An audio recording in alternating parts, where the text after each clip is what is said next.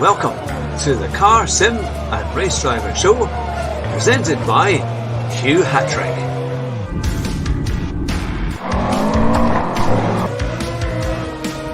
Here at Bathurst in the Forest, my very special guest, Peter Colley, Rascal, Rabbit, Josh Martin. It's great to have you back on the show.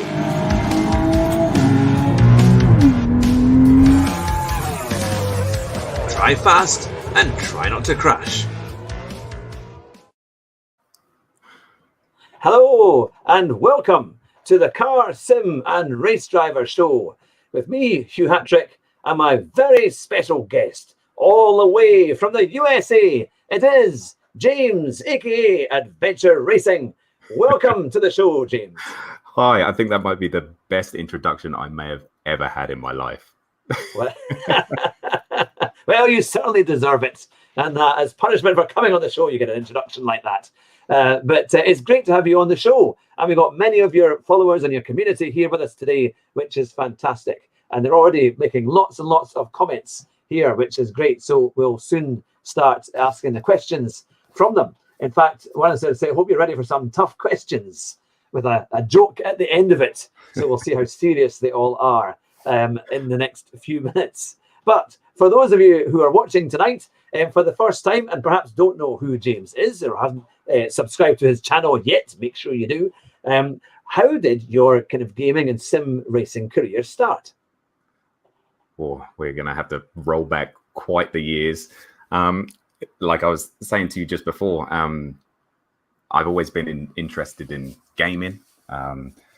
The first game, I think I played Rayman on the old PlayStation with my mum, and then I used to play V-Rally 2 and Colin McRae with my dad and my brother, just on controller racing, and that's kind of where it all started, really. And you know, as it's evolved, and we've got these toys like steering wheels and rigs and stuff like that.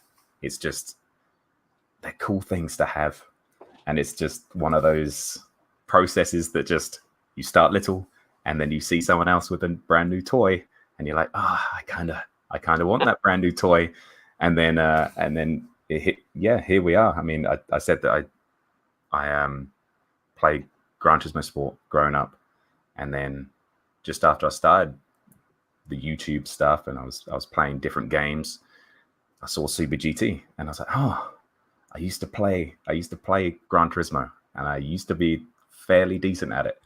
So I was like, hey, let's play this, and it's sort of slowly snowballed to where we are today. So that's kind of how I've gotten into it, I guess.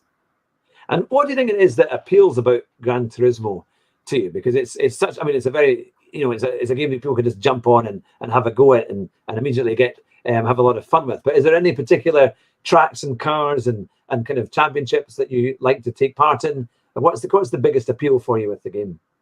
I mean, I think the longevity of Gran Turismo Sport is what screams out to everyone. You know, most people, especially my age, approaching 30 or thereabouts, have always played the old games. So as the new ones come out, we want to play the next in the series. And I don't think I played much of Gran Turismo 4, 5, 6, or I might have dabbled in them, but I couldn't recall like how good they were. But Gran Turismo Sport sort of lured me in with the prospect of, it's kind of like the old Gran Turismo Sport games. It hasn't got as good a career, and there's no oil changes and stuff like that, but it's got this multiplayer, and it's very addicting. Yeah, it's got some really good moments, but it's got those bad moments as well. But it keeps us coming back, and obviously the multiplayer is probably the best multiplayer experience that you're going to have on console in that sim racing sort of space. Now, I couldn't imagine what are possibly the bad things about Gran Turismo, because you're a specialist at making videos about those incredible penalties that everyone seems to be getting. How did that all come about? How did the idea of making a video just about penalties come about? I mean, the the wonderful thing about live streaming is that it makes it really easy to make videos afterwards, because you've just got, oh, the live stream's here. Oh, something good or something bad happened, so you can download it, chop it up the way you want it, and then produce a video out of it. And I've always wanted to do like compilation videos, highlight videos, but they just take a lot of time. You know, you see the other guys in the business right now, you know, you Super GT, Rory, Ollie, doing the videos with the voiceover. That takes so much time. And every time I think about it, I'm like, dang, they put the work in. I just haven't got enough time to voice over stuff anymore. So it's really easy to get those videos out. It's like today, in the live stream today, we must have had 4, 5, 6 incidents that resulted in the most ridiculous penalty handing out ever. I don't do anything. I get a penalty. I get punished. The reaction is what it is, and people seem to like my pain, I think it is, but they also relate to it. So it's just that form of, I just chop it, I put it in. It's really easy, and people seem to be enjoying it. We've only done 2 episodes, but I don't see them changing the penalty system anytime soon. So I'm sure that they're gonna have a lot more to come in the future.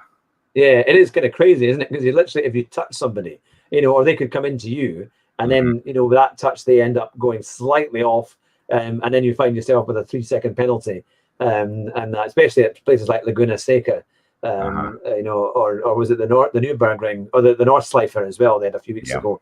That was one. Where would you say are the worst tracks for penalties? Oh my goodness. Well, that's the thing about the penalty system, is that it does seem to change regardless of what track it's on. So I think I made a comment earlier about Laguna Seca, saying that they're really inconsistent here. Yeah. But you are getting away with more stuff than you would on a race B. I think race B, you know, the shorter, sharper races are always a little bit more feisty. So I think if the penalty system is on a slider, where, you know, a couple of months ago they just slid that slider off, and we were like, okay, so anything can happen. And then they slid it way up, and people were getting like 5 and 10 second penalties for stuff. And now they seem to have slid it back down into the middle, but it seems like that varies track to track. And sometimes they're a little bit kinder. I think race A, you don't get many penalties because they expect it to be an absolute it's kind of crazy. I have to say, I do quite like race A this week. I know one of the chaps who was a recent subscriber was saying that race A was his favorite in the Mazda Demios, and I think if you get a good track and car combination, it can be quite fun. I remember doing like the Suzuka East and the Mini Coopers from the 1960s, and I really loved that circuit because it's kind of crazy, but it's wide enough as well, just for those kind of cars to make a few overtakes and things like that. So it can be quite a laugh. And it's good fun. What are your kind of favorite track and car combinations on Gran Turismo? I know what ones I don't like, because that's kind of where you go straight off. It's like, well, I don't like that, and I don't like this. But my favorite track is Spa. I think it's just what an incredible track that is. I've been there a couple of times in real life, and it's my favorite track I've ever been to. It's just fantastic. And I think you pick up one of the Group C cars from the Group 1 in Gran Turismo Sport. You pick up one of them, you get in the cockpit view, and you just rattle around a couple of laps in like a twilight or an evening setting in Spa, and it's awesome. I know quite a few people who go, you know, they're not into the multiplayer stuff of Gran Turismo Sport, but they go, sometimes I just turn it on, I pick a car, and I just drive around the Nürburgring for like 30 minutes in just because I enjoy it. And I'm like, like Gran Turismo Sport is a really pretty game. And when you get those things right, track and car combination that just works together, it's awesome. It is I have to say the graphics have been really, really good, and when you see people stream it well, it's fantastic. But I love those, as you say, the kind of sundown races as well as on some of the tracks are fantastic, and also the nice sunny kind of midday races are quite good too, when it's when it's clear. I'm not so keen on the wet races, but they haven't seemed to do as many of them on dailies, have they? I have to say, there's not been as many as I thought they would. After they brought that out, I thought that would be the real cracker. That on Daily Race C, that would be the one that would be quite an interesting one. Because it's chaos. It's chaos. You can't trust daily racing drivers with wet weather. You just can't. There's enough pandemonium when it's dry. No, that's the thing. Wet. Well, I will start asking some of the questions that we have, and hopefully I won't have missed anyone out. Now, one of the first questions we got here was from Espen Lonstad. Espen, who very, very kindly has drawn me, made me live race for my car. So I'll mention you first there, Espen. So you've congratulations on the 5,000 subs. He says too. And how is life in the Mustangs in the Manufacturer Championship? Oh, great question. Well, thank you very much for the 5K. It's been quite the journey, and it's we did a big live stream today to sort of celebrate it, and it's just very, very happy and humbling to have so many congratulations come my way. But anyway, how's the Mustangs going? It's going. I mean, if you don't know me, myself, Rory, Alexander, and Basic Ollie are having a YouTuber showdown, we're calling it. Well, all right, yeah. I don't know what they're calling it. So we've all chosen the Mustang as the FIA, and it's a little challenge between us to see who can finish with the most points at the end of this exhibition season. So, there's 3 rounds have gone already, 5 left. And we chose Mustang because it's not a picked, it's not very well picked from people, as it's not that great. So, we might get into the top 10, which makes us look better. We're all in the top 10. We must be amazing. But no, it's going all right. I had a decent first round. Not so much second round, and Big Willow yesterday. I'm still sore and picking sand out of places that is just there shouldn't be in there. It was one of those days yesterday, which was just the worst. Just the worst. Just you take your FIA day. It's awesome. Yeah. You want to race, you want to do well, but then other drivers just ruin it for you, and it's just it is what it is. It was kind of in the dark though at Willow Springs, wasn't it? So it was all that kind of darker time to race. So I've never seen them do that before, to be fair. And the lights didn't seem particularly great on the cars either. So you don't have a lot of. It's quite hard to track where you're going. Mm-hmm. But no. So no, that does seem like quite a feat to do. But I did hear about your little kind of race between you, Ollie, and Rory. In fact, and the next question, in fact, covers that. It's from Stephen Scott. He says, "So, how confident are you that you're going to show Rory and Ollie that you're the man to beat in the season that you're doing?" Well, I haven't checked what their scores are from yesterday, but it's round 3, so 2 of the rounds have been tabulated together. I was winning the first round, and I'm probably losing now. We chose it. We're pretty similar pace-wise, I think. Ollie might be the fastest out of us 3. I'm just saying that to maybe make myself feel better. But we're very similar. I think Rory and Ollie are around anywhere between 55 to 60,000 driver rating. And right now, I started yesterday at 48,000 and a half. I finished at like 46,000 or something like that. I haven't had a combo in the daily races for the last couple of weeks where I could go, you know what, I need to sit down and improve my drive rating, because I just every time I've tried over the last couple of weeks, I've been met with a very angry penalty system. So it's it's killed my vibe a little bit. So when we're talking about how I feel about beating them, I need to get more driver rating to get more points to beat them. But I can only race who the game puts me up against. So until then, I'll have to deal with a couple of lower points, but still have fun doing it, I think. Yeah. No, that's the thing. And it's great to have that bit of competition between you all to see how you get on. And as you see, the Mustang is a harder car to drive. It's maybe not quite as competitive. So it gives you a good challenge and things to kind of, even if you're not getting to the front of the field as much as you would like, you can still hopefully beat your competitors and see how it's all going.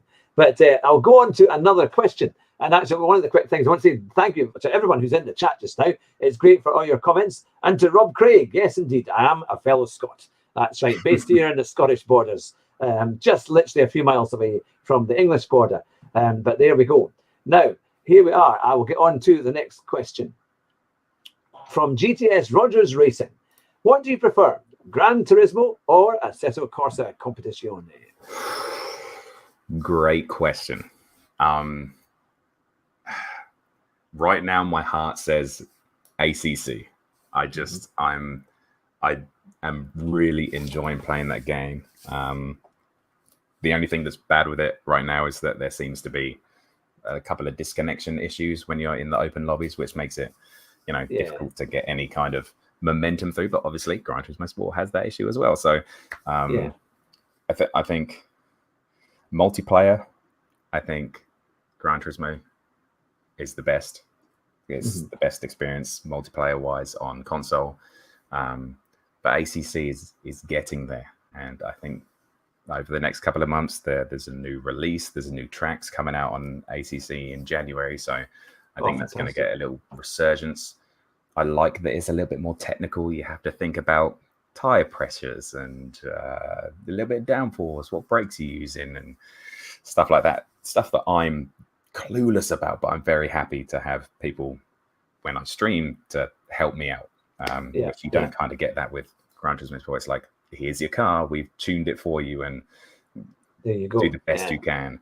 But yeah, no, I'm loving ACC on PlayStation, but I can't seem to get away from Gran Turismo Sport. Like we said before, it's a love-hate relationship, and when you have those moments where you have a good race, that will probably tide you over for another 2 weeks. If you have to, isn't it? Yeah, that's it. Yeah, no, that's it. That's the thing. I quite like Brands Hatch in Group 4. That's one of my favourites. And although I quite like when they did Group 3. Was it last week they had Group 3 at Brands Hatch, and that was quite a good race. But or it's even because it's Laguna Seca this week in Group 3, which has been quite a reasonable one. But no, it's funny, isn't it? You need a good combination to show what your strong points are, and hopefully try and build your DR and rating like that. But no, it's good to hear. Right, I will get on to Andrew Martins. I'm an ancient border reaver, and I'm really a pirate. Oh well. Now one of the things that was being asked earlier. Now, this is by Stephen Scott.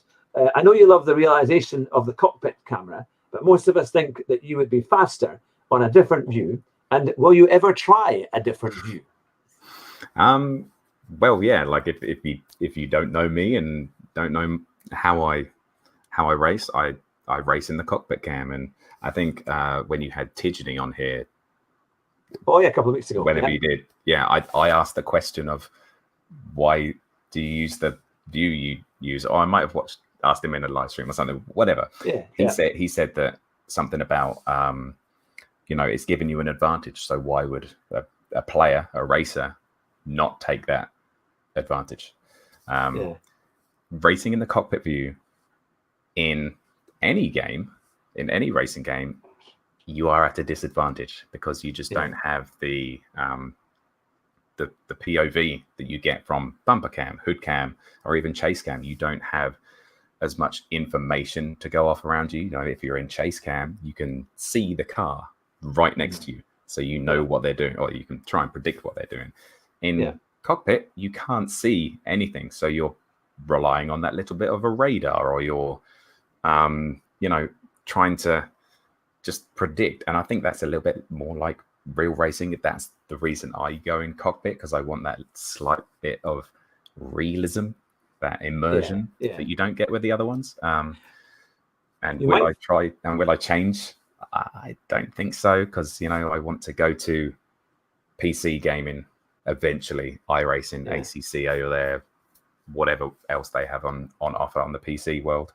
And I think if I practice now and I get decent enough now, I will be much better when I make that transition later down the line. And when you eventually get into a real racing car, you'll be ready.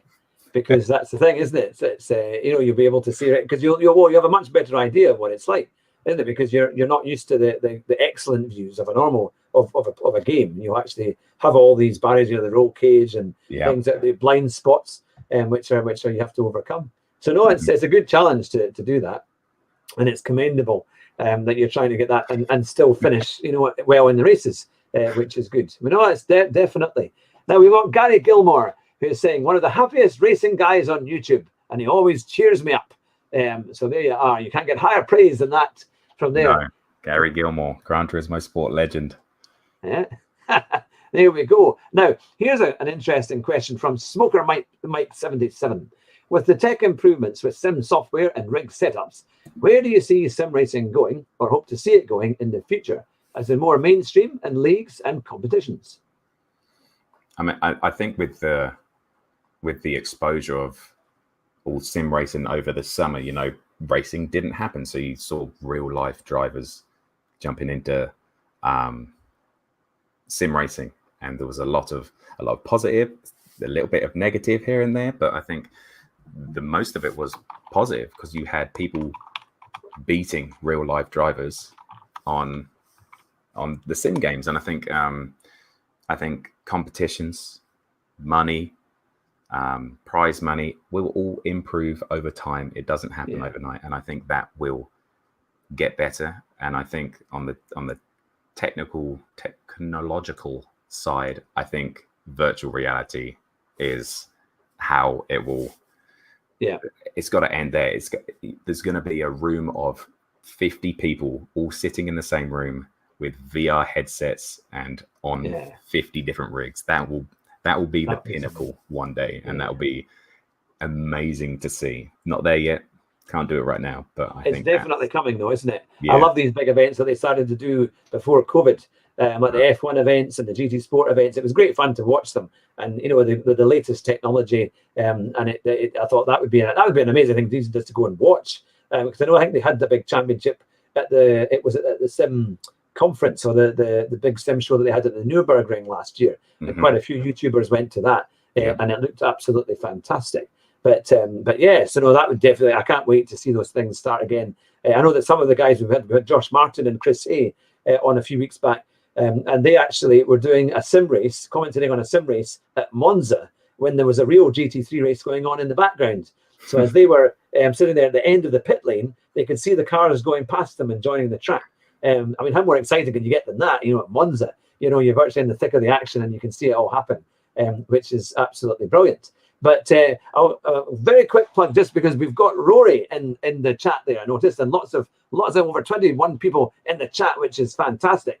And we've got some brilliant shows coming up as well for at Christmas time. And we start off with tomorrow night. We're doing a special collaboration with the Simcade, which is with Fat Furby and In Exile, which is tomorrow night at 10 o'clock UK time. And that's to help accommodate all of their supporters from Australia and New Zealand. So I think it's still about 5:30 in the morning or thereabouts over there when we do it. But that'll be a fantastic show. That's tomorrow night at 10 o'clock UK time. And if you haven't already hit the subscribe button, we would love to have you along board, because we've got a great catalogue of interviews with all the top sim racers, just like James here tonight.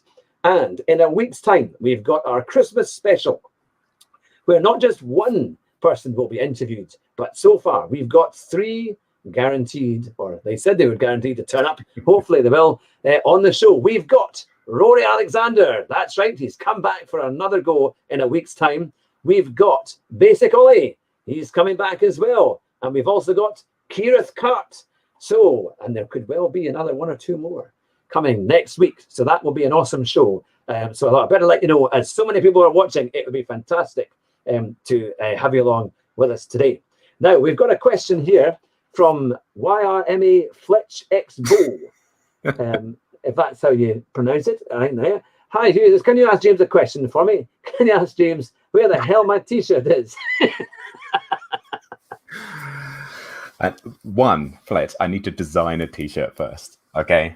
So what he's asking about is, in the channel Discord, there's a thing where when you chat, you level up, basically. So at the end of each 6-month period, I take the top 3 people and they get a piece of merch. because they're interacting with the community, blah blah blah, and it's a nice way to give back. I haven't got any merch, so I can't give any out. It's just been one of those things that's sort of like, okay, I'll get around to it. I just need to design a logo and put it on a t-shirt, and then I'll buy it and I'll send it out. But it's just not one of those things that's materialized. But Fletch, something is happening. Okay, wheels are starting to move, and it will be. I'm not going to give you a date. It's not going to happen. But things are starting to move. So you and the other two will be happy sooner rather than later, hopefully. I realised I should have had my mug here. I've got a mug that I got, which has the Fat Man in a Cheap Sim, which is my PSN for my gaming stream. And we have all, because my mate did a racing license, and he said he'd done this thing at Silverstone many years back. And you know, it was very serious. It was 3 or 4 days worth of racing or training, and then you had 2 races to get your license at the end. And of course, you had a debrief and a briefing beforehand. And so the top instructor from Silverstone says, right, everyone, now if you crash in any of these races, you're out. That's it. One crash and you're out. And you know, people paid a lot of money to be there. And does anyone have any questions? Was his second final kind of query. And Jonathan says, yes, I'm going to win the race at the first corner. And the guy just put his hands on his heads and said, you know, you haven't learned a thing. But in all fairness, John did pretty well. And so we have on our mug, it says, winning the race at the first corner. You know, so that's the way our kind of motto for the show. And then, of course, drive fast and try not to crash. Now, we've got a question from Gary Gilmore. It says, which other GT Sport YouTubers would you most like to race with? I would love to race with Rory on iRacing. One of the biggest things for me is like the pinnacle is to get in an endurance race. Like we don't have that on Gran Turismo Sport, and over the years of watching everyone else do endurance races, I've become very jealous, and I want to get involved. I have a laptop now that can run iRacing of very low settings, so that is something that me and Rory are looking into for next year. But yeah, I'd love to race with Rory.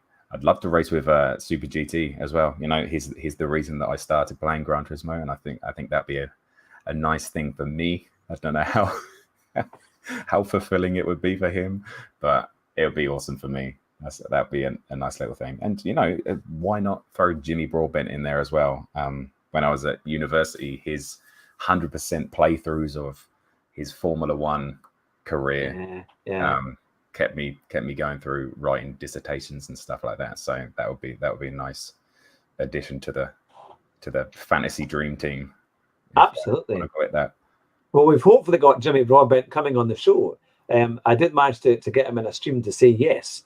So, and I sent him an email. So hopefully he'll come back to me and say yes, we can do it. That would be fantastic. That's a verbal contract right there. Exactly. Yeah, that's what I thought. And it's on, with about 5,000 witnesses. So we were watching at the time. So I'll have to go back and record that piece of footage when it all happened. But here we go. Now, actually, I've got my co-host here, Jonathan, who's saying here, I didn't win the race at the first corner. Instead, I listened to the chief instructor until I span under waved yellows, and then he red flagged me. So that was it. But no, that was quite a thing. Now, here we are with another question. James would be a genuinely great sim racer if he could stop reading chat on corner entry. Yeah. Is that... that sums up my live streaming pretty well there. But what am I supposed to do? What am I supposed to do? Ignore chat? It's not going to happen. I think that's you know, one of the biggest issues.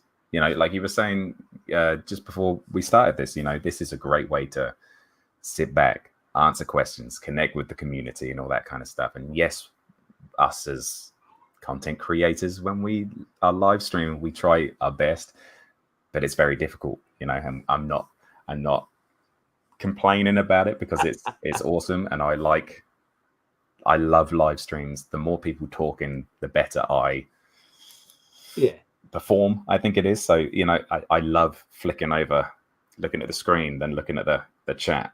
And what I need to do is I need to get them closer together. So when I look at my screen, I can actually see what's going on as well, because that's the issue is It's too small. Maybe the chat, the writing is It's got too to be small. It's selective too as well. high. Like Fletch Yeah. says there, straight bits. Just read it on the straight line, James, and we Yeah. won't have these issues. I know that's the thing. What would you say has been? Have you had like ever an embarrassing moment when you've been reading the comments at the wrong point and things have sadly gone awry? I mean, I think it's. I think just. I mean, there's too many crashes to count. To be honest, I think there was one moment though. I did a live stream once, and I'm not proud of it. But I did 20 laps of the Nordschleife. But I did a shot of tequila every lap. Oh goodness!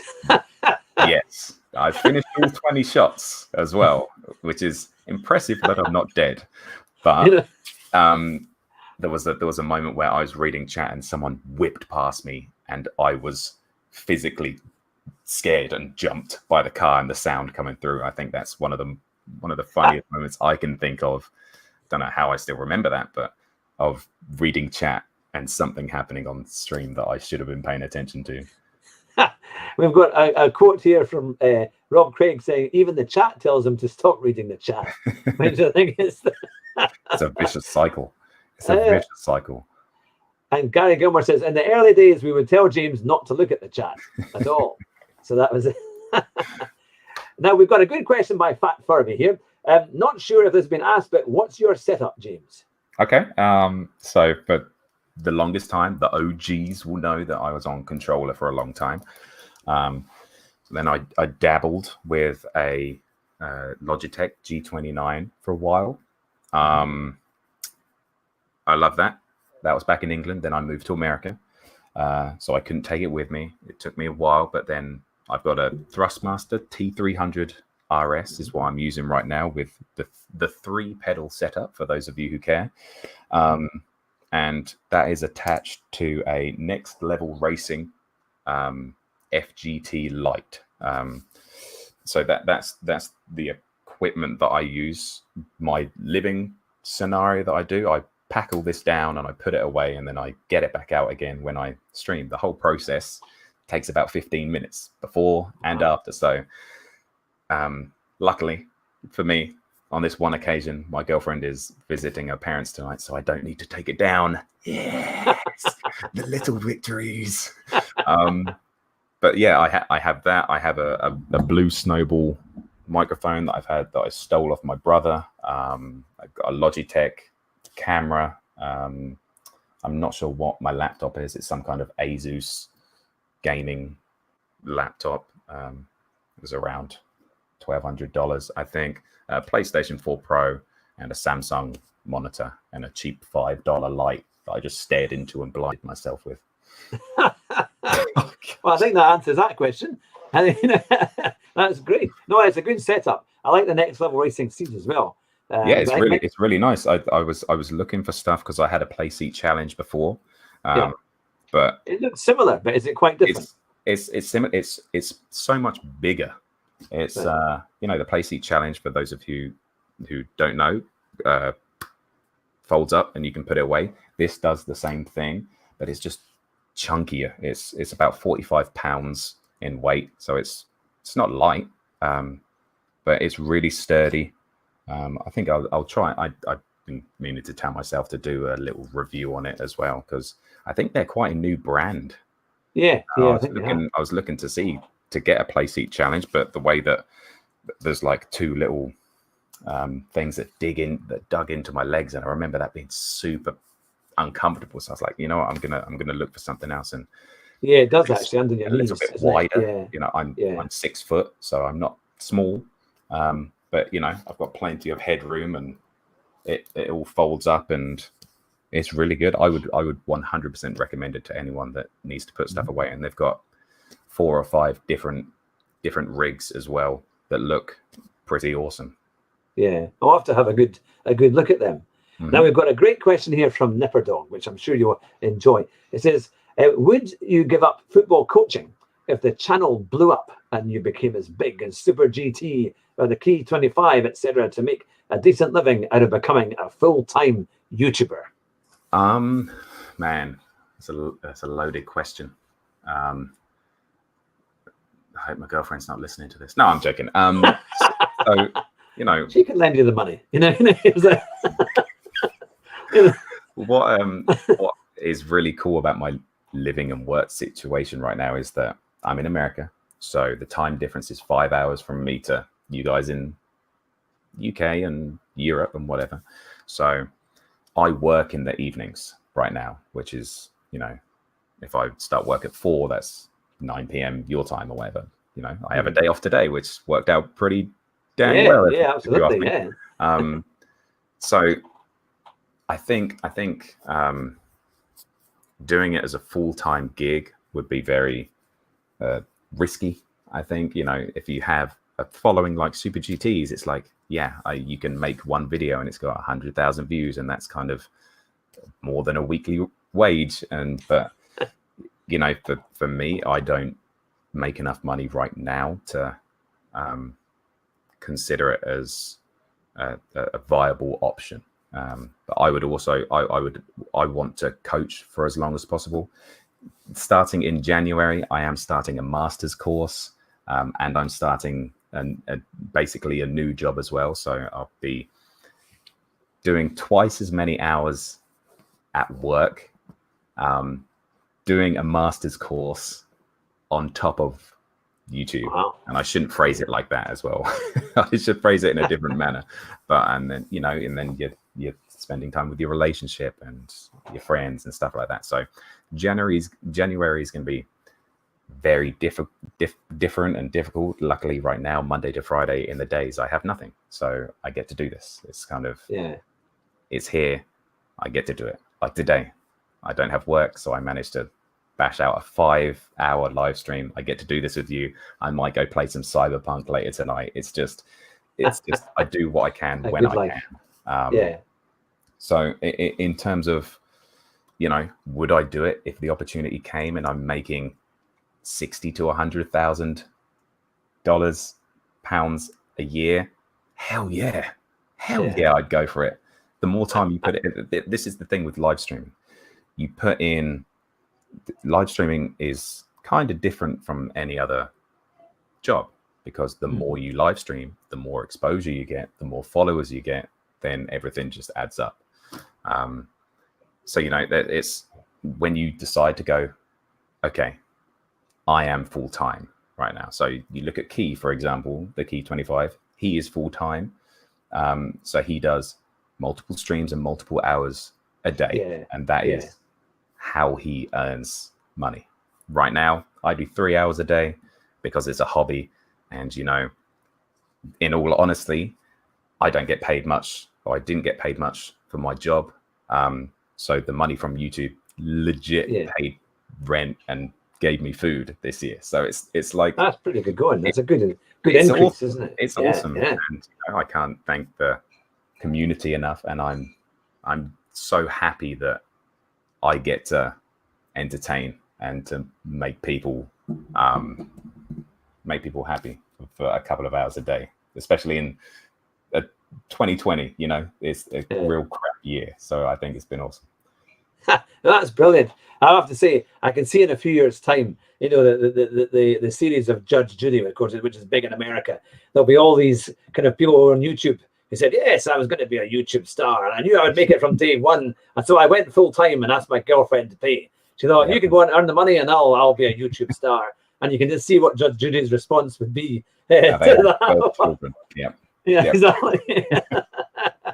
But no, it's fantastic, and it's great to see the growth in your channel. You've done a lot of work, and I mean, 3 hours a day is a lot. And one of the questions we had actually was, how do you find the difference in timing? Being able to stream. Obviously, you start at 4 o'clock USA time, but 9 o'clock in the UK. Is that a bit of a challenge, or do you find you've kind of gotten used to it?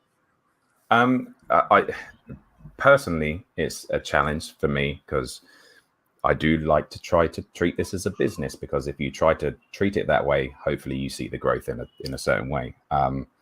So, me streaming in the daytime in America, where Gran Turismo Sport, let's say, I'm playing that, it's more popular in Europe and England. That's just how it is. So prime time streaming is right now. anything from 5 p.m. to midnight, let's say, because the average age of, I do this from like my demographics and my analytics on YouTube. I know that the people who watch me are generally from 25 to 45. That's the age range that usually watches me. So you're thinking of people who have families, or are working in the day, so they work in the day and they come home. So prime time is evening time in America. Unfortunately for me, I have to start working as soon as people get home in America. So it is annoying for me. Yeah. But on the other hand, I could either, say, okay, I'm the daytime guy. That's my thing. I could say that.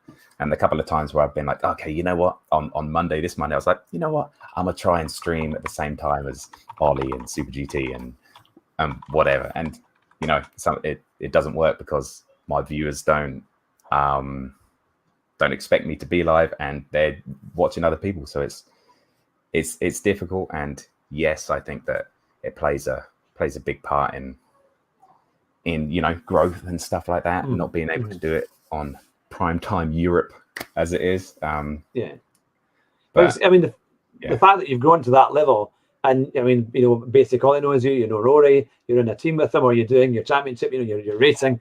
It's great. It shows that you can compete. You're managing to do it.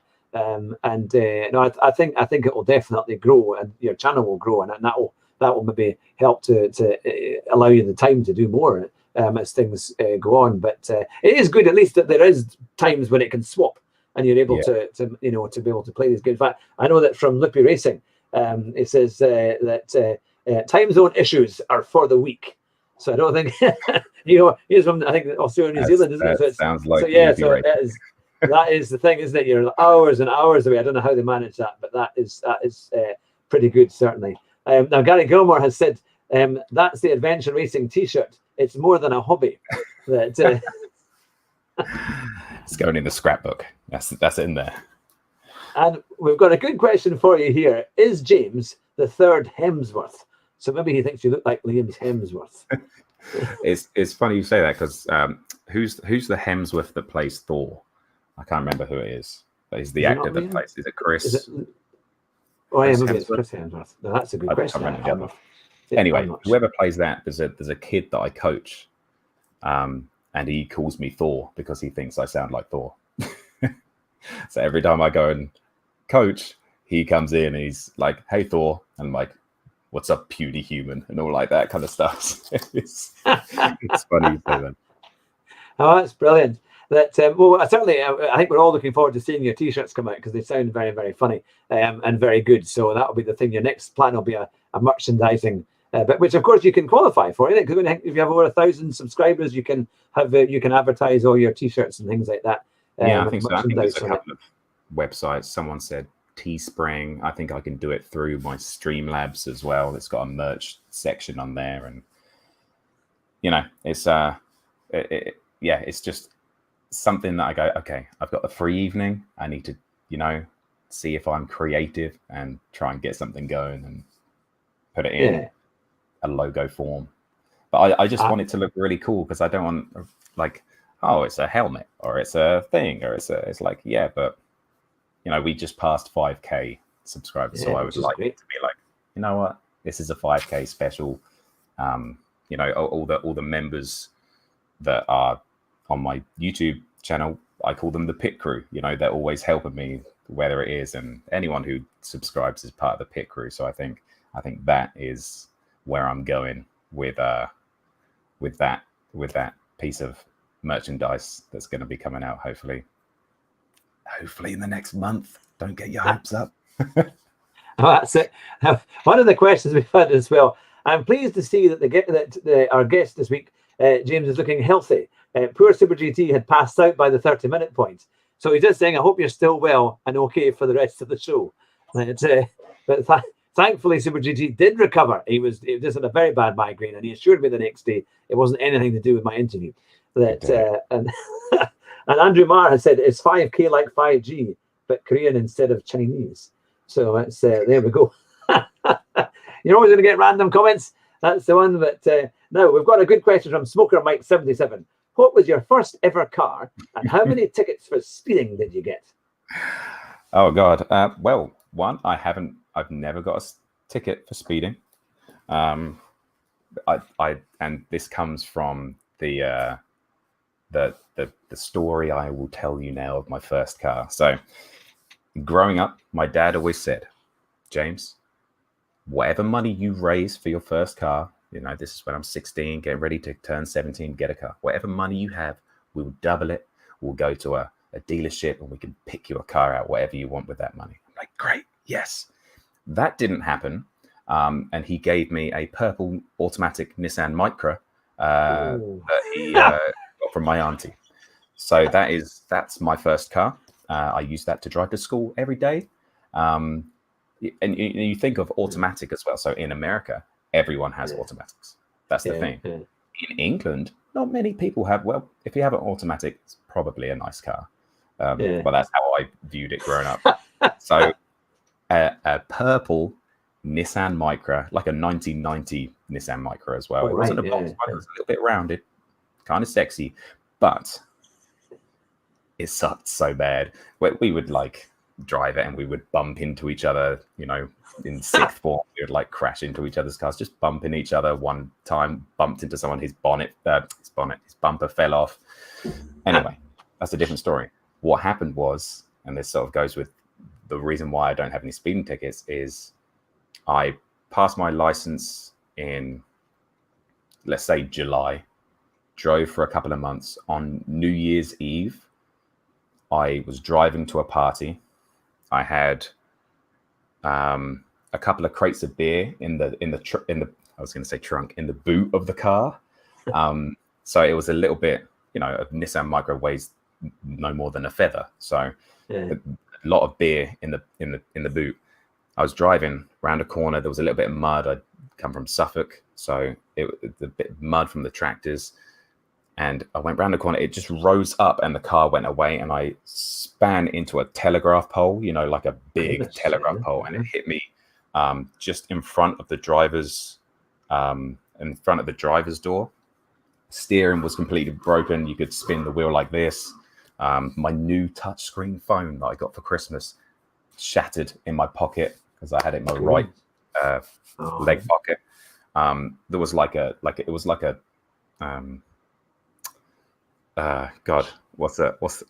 cartoon is what I'm saying, because there was just like an indent like this in where the pole had gone in, and the car had squished like an accordion. Goodness. I was going about 50 miles an hour, and I climbed out the top and slid off the roof, and still went to the party. I was shocked. I think I broke something in my hand, but that's why I don't speed, is because I'm just like, you know what? I'm good. I'm going to I'd probably go 5 miles an hour over the speed limit on the highway sometimes, but because they're quite pernickety in the US, aren't they? The speed limit's changed quite quickly. Cameras, but the police are freaking everywhere, and I was caught speeding once, and he pulled over and he came up to me, and me being in America, I have to have my passport with me at all times because my driving license doesn't count to police people. And he came and he goes, I didn't have my passport on me, and he looks at me dead in the face and says, I can take your car and I can throw you in jail right now. Goodness. And I went, and I'm 21. And like, this is the first year I'm out in America. I'm like, okay. And he walks away, and he must have been sat in his car for like 5 minutes. I'm like sweating bullets. I'm like, this is it. The American dream is over. I'm going home. This is done. He comes back. He goes, don't speed again. And I went, okay. I reached out and I shook his hand and I drove off. Because you got to keep your hands on the deck, isn't it? When the police never again. That's it. Yeah. Goodness me. Yeah, no, it does. It does. I always remember having a good laugh on the plane across to Florida, because whenever it's a family holiday, and they always have a video that warns you of how to drive your hire car when you get there. And if you get stopped by the police, make sure they can see your hands. Don't rummage in the glove compartment when they're coming and when they're approaching you. Oh yeah, especially these days. Gosh. Yeah. No, you have to be quite careful. But no, but it's oh, we can see why you never had a speeding ticket. So I'm sure there's a good lesson in that for everyone who's watching. Yeah, I remember don't that speed, kids. Don't speed. Andrew Marr said, I drove a Vauxhall Corsa auto once, and it stalled when you switched the heater on. It was so awful. So at least he wouldn't get up to any kind of speed in one of those. That now here we are. Nipper Dog has said James still owes the pit crew that anniversary photo, and he says I haven't forgotten, James. Yeah. But, it's coming. Are you seeing what's the word? Man, this is what happens when you live stream for 5 hours, and then I say it to my girlfriend. I finish the live stream and I'm like, look, bro, I just need to sit down for 5 minutes and like decompress because my brain can't do anything. I still can't think of the word. No, can't do it. Oh my god! Don't worry. And my brain, and for the rest of the day, I'm like checked out because it just. It does freeze you up a bit. There's no doubt. There's no doubt Trend. at all. Are you seeing a trend in what I'm saying here? We're waiting for t-shirts. We're waiting for pictures. You're seeing a trend. It just doesn't happen. I want to do so much. But it just you lose time in the day. I know. Well, one of the times, in fact, one of my co-hosts had said to me there that when the first time I arrived in America, we'd been there for ages of huge delays getting through passport control, all the horror stories of going through that, and you've got two young children all screaming in their prams, ready for you to try and get your hire car and everything else. And then we had to wait 40 minutes in the queue at Orlando Airport to get to the front, and eventually we get our car. And the chap says to me, he says, have you ever driven before in America? And I said, no, but I'm absolutely fine because I'd played Grand Theft Auto. So it was all right. So I knew how to do it. And he looked at me. And the thing is, he was just holding the keys at the same time. And I thought maybe I should have said that later, once I'd got the keys first. But he did give me the keys, to be fair, and said good luck. It was like so. But no, that was the game I played for ages before I went to America for my holiday. Because obviously you get used to driving on the right, and it did to some degree. Although obviously on the game you don't really care about the red lights. You're just going to hear through whenever you can. But there you go. But no, it was one way to amazingly, I did actually manage to get my rental car after that one. Now we've got a good question here from Smoker Mike again. If you could do some laps at Spa in real life, what car would you drive? Oh man, a classic GT40. That is just the reason for me saying that is, so my dad is car mad. He's always been into cars. He used to be a co-driver for rallying. He used to be the cars that he used to be in there were a Ford Mexico. Oh wow! Yeah, the Ford Escort Mexico. Yeah, and he sold it for £1,800. Oh no! And he has never let me live that down because he sold it because the family needed money. He has never. I think he's still bitter.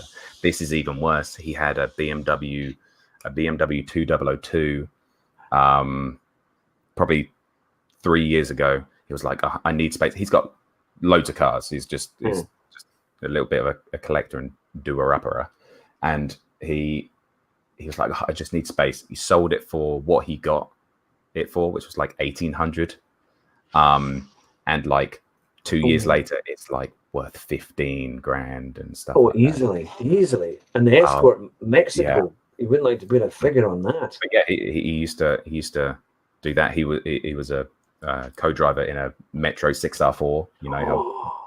We need to get him on the show. Crazy. We need to get him on the show. That's the thing.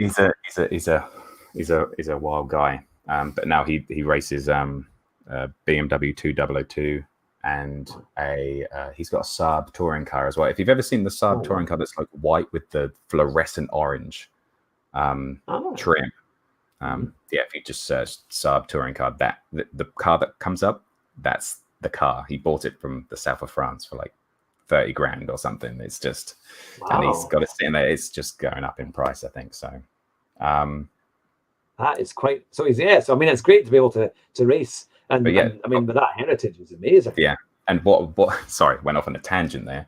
What I was saying was that his racing, he goes racing in a couple of places, and he goes to, obviously not this year, but he goes to Spa once a year for a special classic car. He races in the Classic Sports Car Championship, and they go to Spa once a year. So going to Spa, and there's loads of different races. And I remember that one of my favorite memories is sitting on this hill, and I think it's No Name, and then you come down the hill to like that really long, awkward, like left-hander.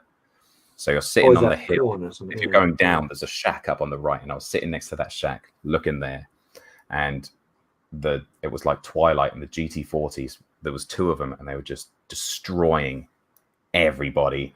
And they come in, and their brake discs glowing red, and coming around that corner is just magical. And that's why I would like to go in one of those GT40s. It sounds like you need to get back into the UK and get in some of your dad's cars, And it was, so I need to borrow that for YouTube, But it was like, But I went with him on a like a test day, and I did a little vlog with his BMW, which was pretty cool. I would love to have done them more, but.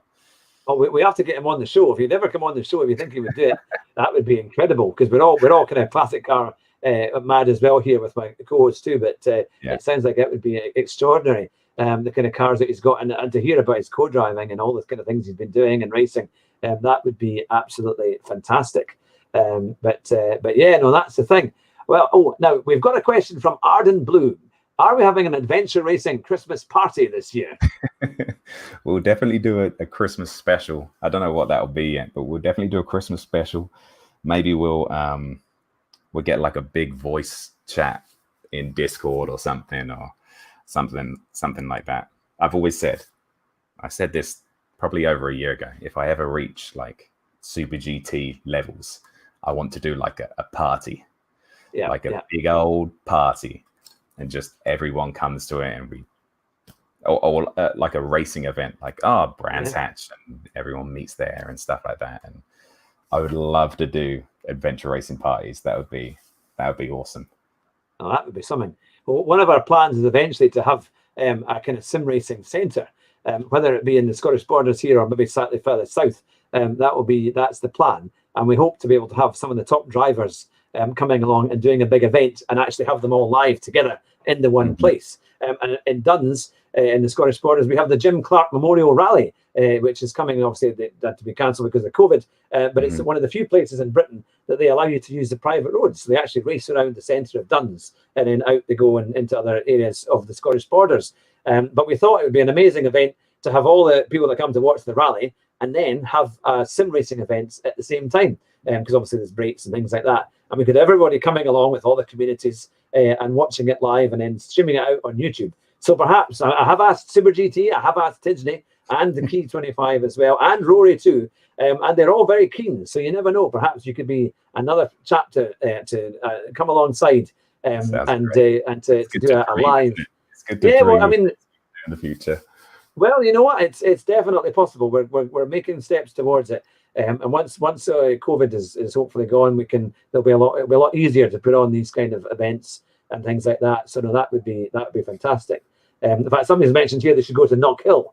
That would be the one in Fife, which is kind of quite a crazy circuit. But no, that's the thing. Well, we've been going for nearly an hour, and I know you've been streaming for 5 hours before, was it, or 3 hours before you came on? Yeah. So you must be absolutely knackered. But there we go. But so we'll finish up there. But stay on the line. And to all our viewers and our listeners who'll be listening to the podcast later on, remember about our special shows tomorrow night. We've got our collaboration with the Simcade, where we'll be joined up with all the guys from Australia and New Zealand. So make sure you join in for that. That'll be at 10 o'clock UK time. And then, of course, in a week's time, we've got our Christmas special with Rory Alexander, with Basic Ollie, and also with Kierith Cart. But it's been an absolute pleasure, James, to have you on the show tonight. You can relax now. There are no more questions. The mastermind session is over, and you've passed with flying colours. But it's been great to have everybody on the show tonight. Fantastic for everybody in the chat. Thank you to all of you who have been asking questions here today. And for all our new and existing subscribers, we couldn't do the show without you. You've been watching the Car Sim and Race Driver Show with James, aka Adventure Racing. Remember, drive fast and try not to crash, and I'm sure you'll win the race at the first corner. Take care, goodbye, and we'll see you all tomorrow night. Bye just now.